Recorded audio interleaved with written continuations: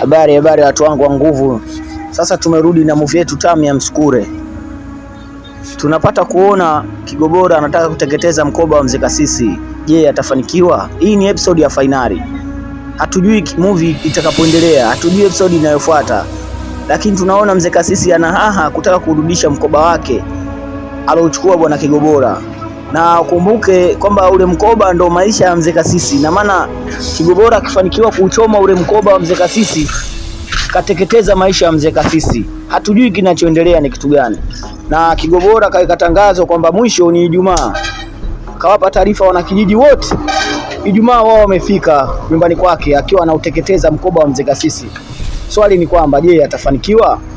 Mimi naye hatujui kitakachofuata. Tusisahau kusubscribe, weka comment yako, tupate mwendelezo mzuri wa movie yetu ya Msukule. Msukule ni movie tamu sana inayotisha. Inatisha. Usiogope.